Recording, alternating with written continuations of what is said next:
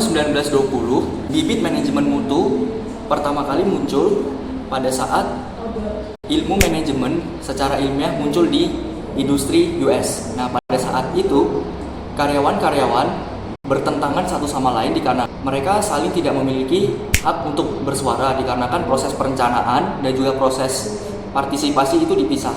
Nah, akhirnya muncul eksperimen yang bernama eksperimen Hawthorne pada tahun 1920 yang menyatakan bahwa produktivitas pekerja dipengaruhi oleh partisipasi atau saling memunculkan hak untuk bersuara.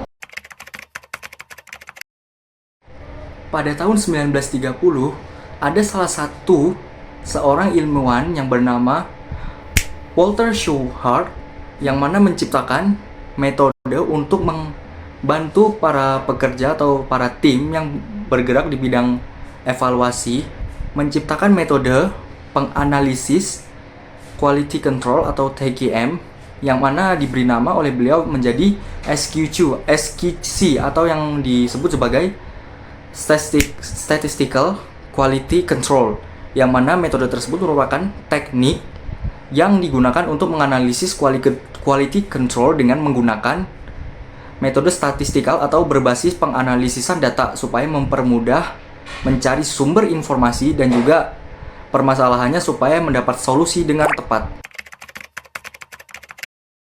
1950, salah satu ilmuwan bernama W. Epstein mengajarkan metode yang sudah diajarkan sebelumnya pada tahun 1930 ke teknisi dan juga eksekutif Jepang. Lalu ada juga ilmuwan bernama Joseph M. Juran mengajarkan konsep tentang pengendalian kualitas dan terobosan manajerial kepada Jepang di tahun yang sama.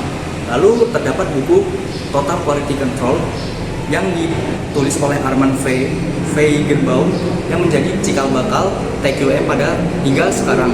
Lalu terdapat promosi yang dilakukan oleh Philo Crosby yang menimbulkan jalan atau menimbulkan terbukanya atau terciptanya konsep TQM pada manajemen atau perusahaan-perusahaan di dunia maupun Indonesia. Pada tahun 1968, Jepang mulai melakukan